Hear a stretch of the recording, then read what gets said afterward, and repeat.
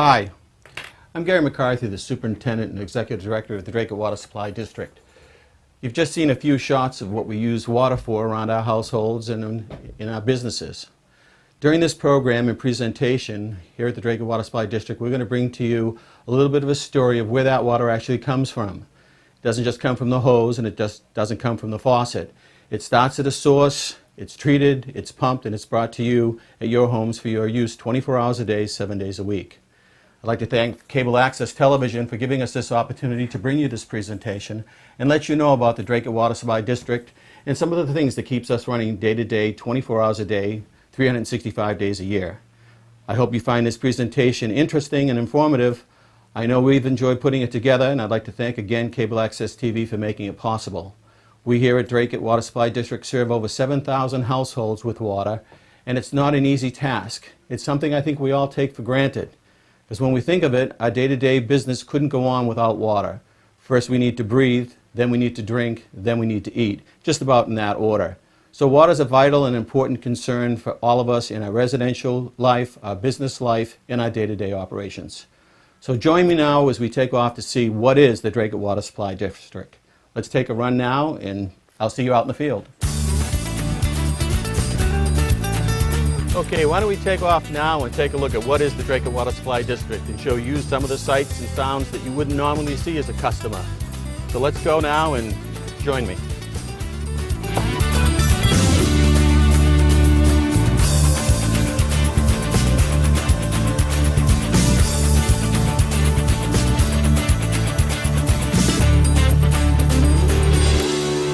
Well, hi again. We're here at one of our facilities in Tyngsboro, and we're going to talk about the Dracut Water Supply District from source to treatment to storage to pumping and our control back at Hopkins Street called Skater. I want you to visit with me now as we go into the first facility, which is a source facility. A source facility for us out here is a well. It's a well in the ground in which we pump water into the system, and from our well source facility we're going to then visit one of our corrosion control facilities where we add certain chemicals to the water to make it safer and better for you, our customers. So join me now as we go into one of our source facilities, well number 2 at the Tyngsboro Well System out here in Tyngsboro. Come on, let's go. Hi. Well, we're here at one of our source facilities at the Dracut Water Supply District, and we're at well number 2.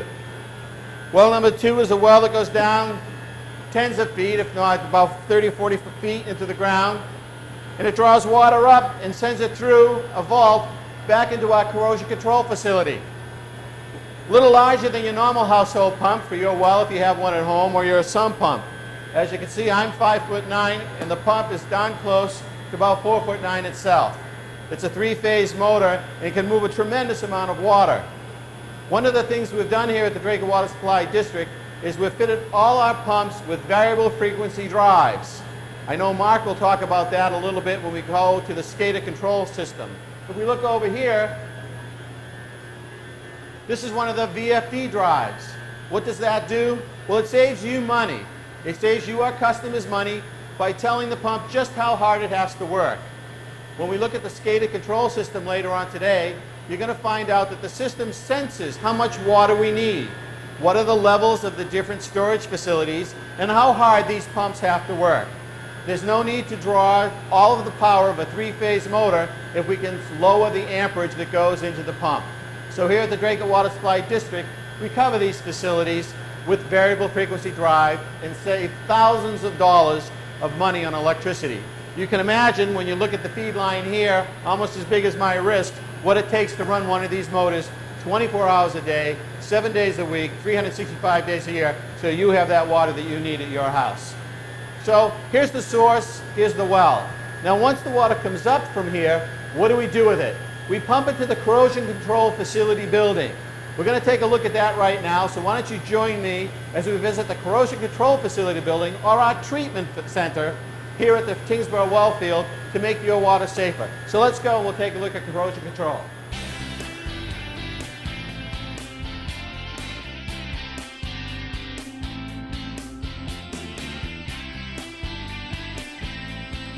Hi again. Well, welcome to the corrosion control facility, one of 2 here at the Dracut Water Supply District. The corrosion control facility, or as the public normally would think about it as the little treatment plant, helps us treat water for a variety of things. One of the things that we have to watch out for the water in this part of the country is the fact that it's kind of acidic. And to do that and treat that, we add a chemical. We actually add 3 chemicals here at the district. We add potassium hydroxide, we add fluoride, and we add sodium hexametaphosphate. The treatment is necessary for a variety of reasons. The potassium hydroxide adjusts the pH in the water so the water is no longer acidic.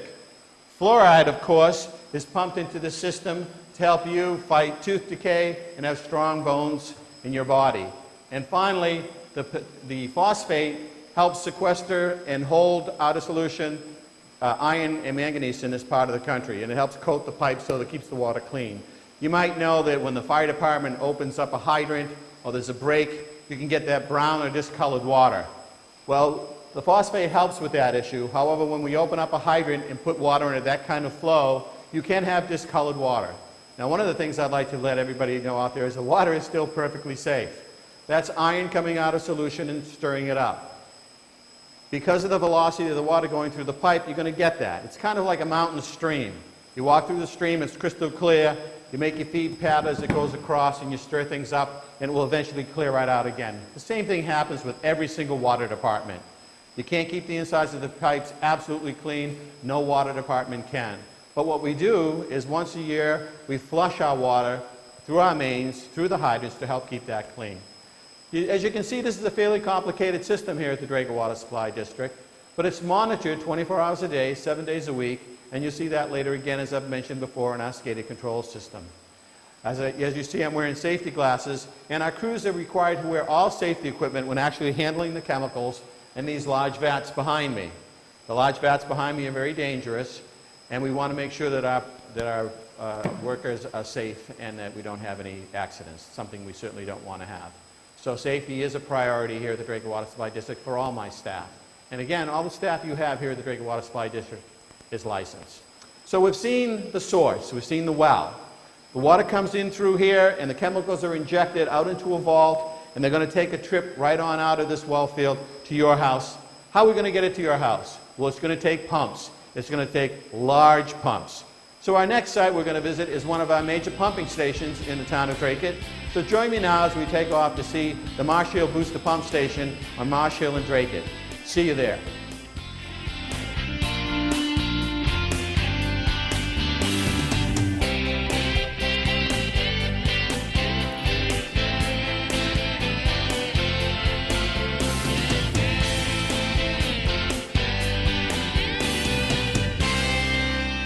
Okay, we've certainly talked about a lot so far. We've talked about the source and we've seen the wells. We've talked about treatment, we've seen the treatment facility. And now we're going to take a look at the pumping. Water comes up out of the ground through our treatment facility and then comes to you at your home. But it's not just an easy thing to push all that water through hundreds of miles of main and maintain the pressure that's necessary so that when you turn on your faucet, use your washing machine, or jump in that shower, you have the pressure and the flow that you need to conduct your daily business. So let's go in now and take a look at the next phase, or another phase of delivering water to you at your household. That's the pumping phase. Come on and join me, we'll take a look at the station.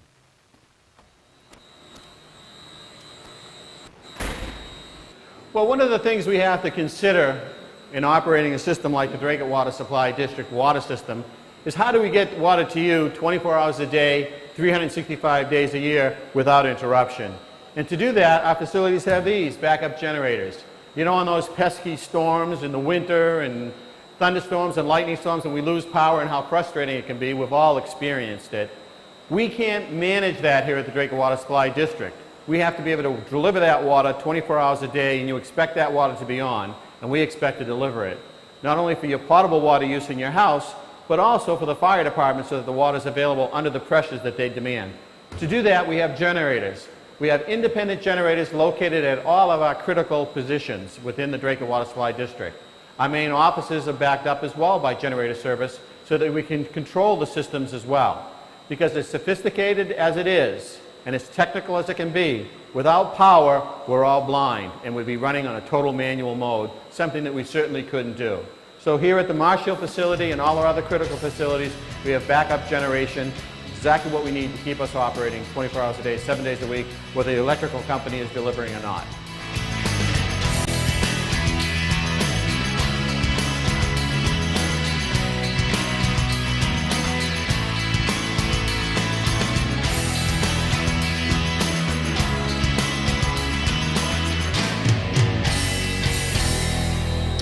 Well, here it is.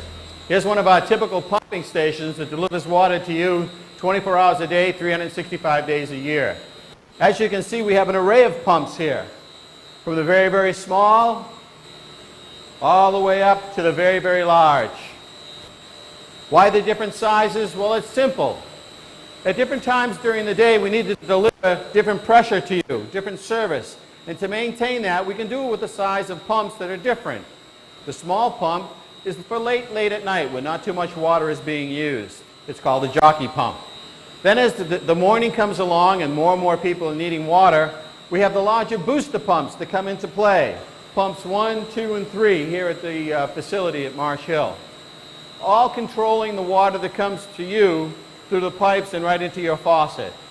Then when things really get tough and we really need a lot of water, we have these two large pumps at the end. There are high flow demand or fire pumps.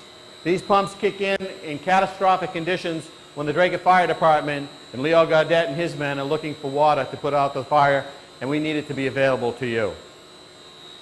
Now this system runs 24 hours a day, 7 days a week, and it's controlled by a SCADA system that we'll see later on back at the office. My assistant, Mr. Mark Riopel, will explain just how that works. But it's all based upon pressure, sensitivity, and demand. There's sensitivity and demand signals that are sent out from our towers that supply water storage, as well as pressures from within the system. These pumps are also all run just like our wells on a variable frequency drive system to save money for you, our customers, so that we're not burning more electricity than we have to. We have this large cabinet here that controls the whole system through this very, very small control panel. It can be controlled either here on site, it can be controlled back at our office. And as Mark will probably tell you later, it can actually be controlled off-site by our operators through a laptop system anywhere in the United States or the world that they can find a laptop or a computer. They can actually get online and control these pumps. These pumps can actually be turned on and off from anywhere in the world with the systems that we have here in place at the Dracut Water Supply District. Well, the next thing we're going to want to show you is now that we've found the source, now that we've treated it, now that we've pumped it, what do we do with it? Well, it's simple. First of all, it's going to go through the pipes to your home. We're seeing washing hands, doing dishes, watering flowers, but there are times a vast amount of water is needed at a small amount of time. For that, we need storage. So why don't you come along with me and we're going to take a look at one of our storage facilities here at the Marsh Hill Station and give you an idea of just how much water we have on hand to service you, our customers. Let's take a look. Okay, we've seen it all so far, right? We've seen source, we've seen treatment, we've seen distribution, seen pumping, we've seen the pumping house. Now the pumping house is going to send that water someplace. It's going to send it to either you or it's going to send it to a storage tank. This one right here. This one here behind me is 3.1 million gallons. Just what will that do and how big is it? Well, let's take a look. How big is this storage? 3.1 million gallons, that's how big. So we can deliver the water to you 24 hours a day, 7 days a week with the backup that you need. This is one of 3 facilities that we have at the Dracut Water Supply District. To give you an idea how big 3.1 million gallons is, if you had to pay for this, it would cost you about $127,000 to fill it. You could make 50,000 cups of coffee. You could do 155,000 loads of wash. I bet you like that, ladies. And you could take 124 baths or 206,000 showers, unless, of course, you have a teenager, and we'll cut that down to 175,000 showers. So this is the facility that we have at Marsh Hill to store water for you. So storage is a vital part. So now let's take a trip back to the office and find out how we control it all.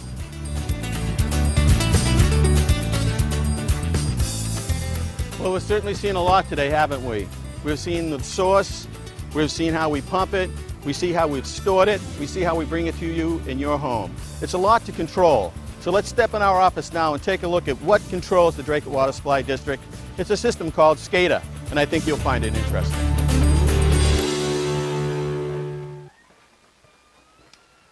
Okay, so now we're going to be back here at the facility at Hopkins Street, and I'm going to bring to you what we call SCADA. As we said, there's a lot out there in the field. There's the source, there's the storage, there's the treatment, there's the pumping, and something has to control all that. While we have people in the field 24 hours a day, 7 days a week, we need electronics to help us monitor all these systems. Here at the Dracut Water Supply District, we have that system, and it's called SCADA, System Communication and Acquisition of Data Administration. After we see our SCADA system, we're going to take a look at another system which tracks all the mains, the valves, the pumps, the hydrants throughout the system, and that's our GIS system. Also, after we're finished with that, we're going to pop into our lab, because water quality doesn't just happen. It comes to you with treatment 24 hours a day and testing and monitoring 24 hours a day to make sure that your water is safe. So let's take a look at SCADA now and give you a little visit with that.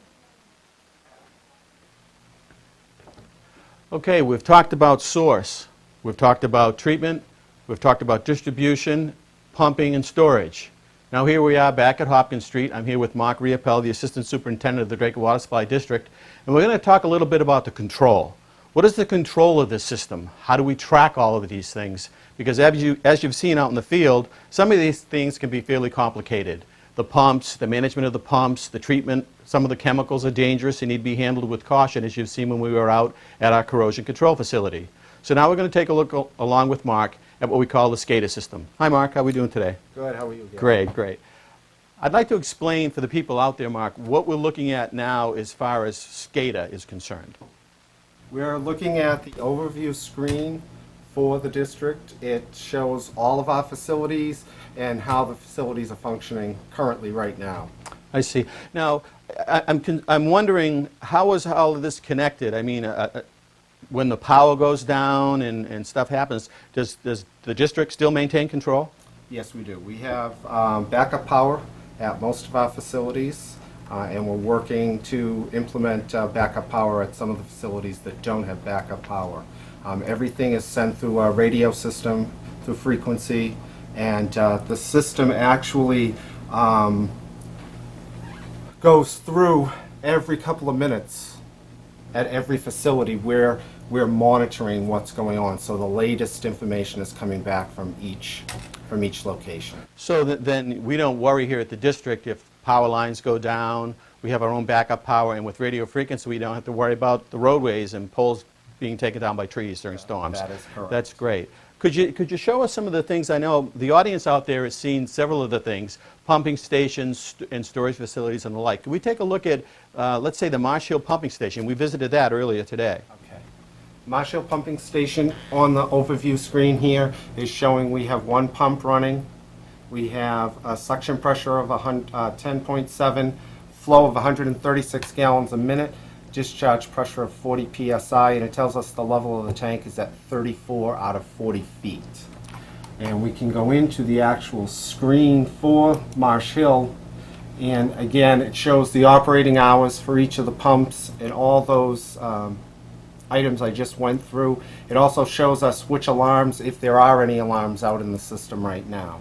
Great. It also shows the level of the tank, generator hours. So we're monitoring everything out there. So this is the heart of the system, SCADA. This is the detail system. Because as you remember, when we were out in the field, we saw all these pumps, as we explained at the Marsh Hill pumping station. You remember when we walked in and you heard the noise and all the pumps. And then down here, we actually see that tank we stood in front of earlier today. So that's pretty interesting. Now, could you show us a typical well setup? Like we saw the source earlier this morning out in Tingsboro, so our audience can see that we actually track the wells as well. This is out at the Tingsboro well field. It's well number 2. Oh, we were there this morning. Yes, it is showing that the pump is actually running, the well level itself, how many hours it's run. The flow coming out of the well is at 213 gallons a minute, and it tells us how far the well is being drawn down, the sensors out there. It also gives us the variable frequency drive, the speed of the drive, and the amps that it's pulling. The well is tied into the storage tank at state forest, and at the state forest level, it will tell the well to either start or stop. And all the wells in Tingsboro are sequenced to start and stop because they're feeding that state forest tank. I know we saw a tank earlier today, the Marsh Hill tank, but I know the district has many other tanks. Can we take a peek at the tanks? I know you're saying this is pumping into those tanks. The three tanks that the district has are the K Street tank, the Marsh Hill tank, and the State Forest tank. And all three tanks are monitored for their well level. They're all alarms for lows and highs. And those levels will indicate to certain booster pump stations whether or not they need to turn the pumps on or turn the pumps Oh, off. so we don't waste water and overpump them. Correct. This is kind of interesting. I notice on the screen you're actually seeing the water levels inside the tanks. So everything's tracked from this site. Correct, yes. Right. And we're also seeing the trends of what the tank level was within the last 24 hours. Oh, so we can see the demand when Correct. water's really in demand. Correct. That's really interesting. I think that the SCADA system and control not only gives access and control from the site, but I understand that you, as the primary operator of the system, actually have access off-site. Could you tell us a little bit about that? Yes, I do. From any computer system, can remote into our SCADA system, and I can actually turn the wells and the pumps on and off as necessary, or monitor any alarms that might be coming in. So we're really truly a 24/7 operation here at the Dracut Water Supply District. Yes. Well, we've certainly seen the source, we've certainly seen SCADA and the control, and it's nice to know that we have control 24/7. I understand, and of course you and I know, that we have hundreds of miles of main. I understand we have a system here at the Dracut Water Supply District to track that called GIS. Can we take a look at that? Sure can. Great, let's go. So Mark, this is the GIS system we're looking at now, is that right? That is correct. It's a complete map of our entire system, from source to tanks. Great, great. I know we've talked out about there, we've seen the source again, and I keep repeating this, we've seen the source, we've seen the pumping, we've seen the storage, we've seen the treatment. Mark's just shown us the SCADA system, which controls all of that, and even told us how we can control that off-site, which is always good on a holiday or a weekend, because if something's going to go wrong, it always goes wrong off hours, that's for sure, and I know Mark can appreciate that, because he gets the calls first, I get the calls last. But let's take a look now. The Dracut Water Supply District serves not only Dracut, but parts of Tingsboro as well. We have interconnections to different communities, as well as our wells, to supply you with water 24 hours a day. So let's take a look now at the GIS system, and I'll ask Mark a couple of questions, and we'll blow up the screen so you can kind of get a feel for what we look at on a day-to-day basis. Now, Mark, can you kind of explain what we're looking at right now? This is just a portion of the distribution system. The mains are all color-coded as to their size, and there's a key on the left-hand side here that would tell us what size mains we're looking at. It shows hydrants. We're also looking at a layer of the map that actually shows all of the house lots in Dracut. Oh, interesting. So we actually, when we zoom in on this, we can actually see service tie-ins and stuff like that? That is correct. So if someone calls up and said there's water leaking on a certain street, we can then kind of identify who is going to be impacted if we have to shut down that line. That is correct. So I know the Dracut Water Supply District has another system that we use here. It's an announcement system, so when there's a break, we can identify the neighborhood, track it out, and send telephone calls almost instantaneously. And we've done that, I think, in the past for several of the leaks. That is Could you correct. kind of just zoom in a little bit for us? Sure can.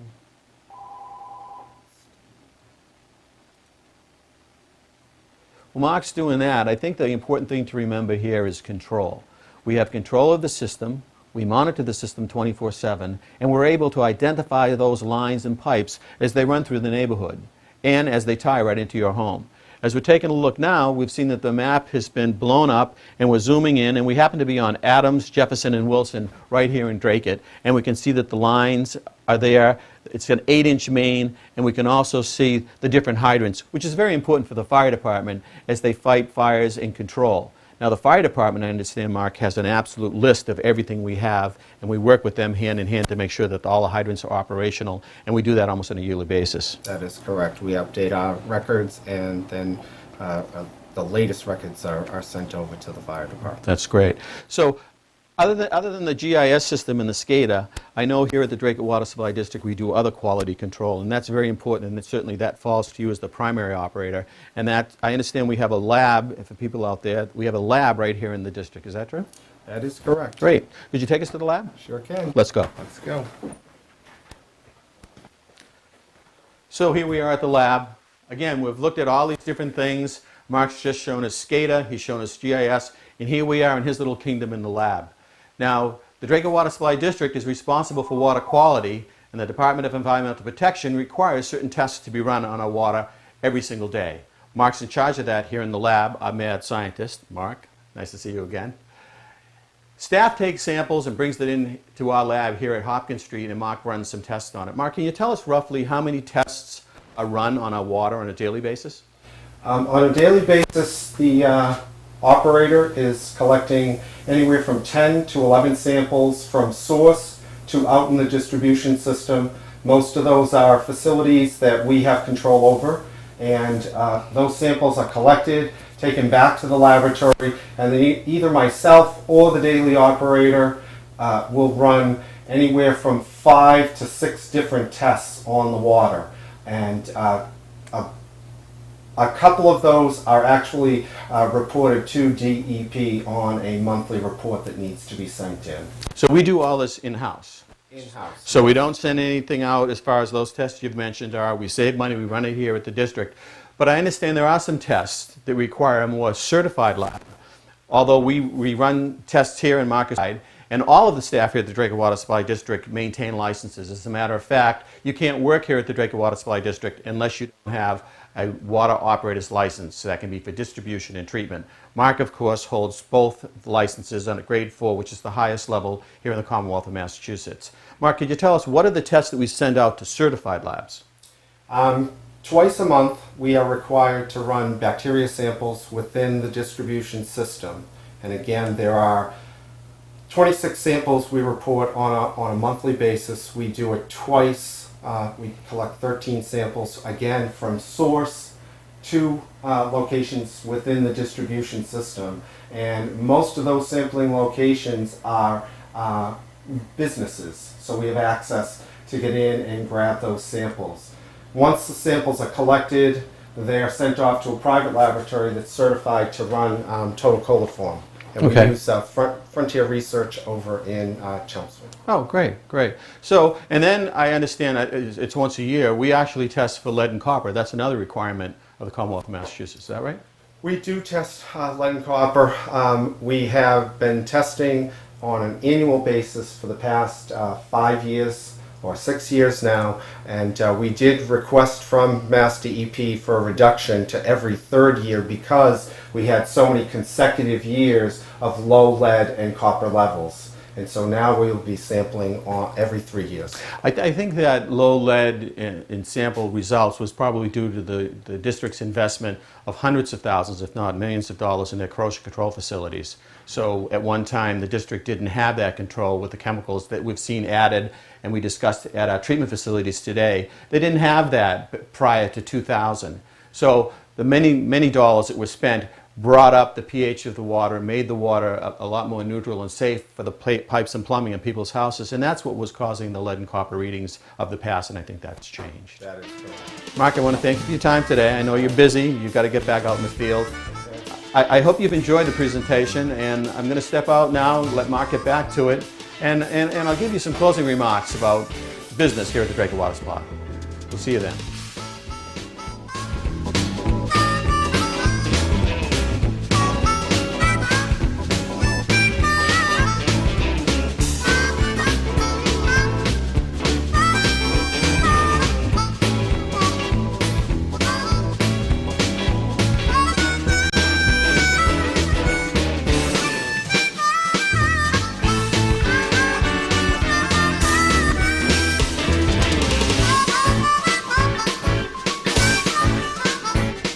Well, we've seen a lot today, haven't we?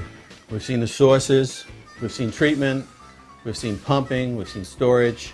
We visited Mark in the lab, watched our control system called SCADA and our GIS that looks at all the pipes, valves, and fittings within the system. I hope you appreciate the complexity of your system now that you've got to see some of the sites behind the scenes that you don't normally see.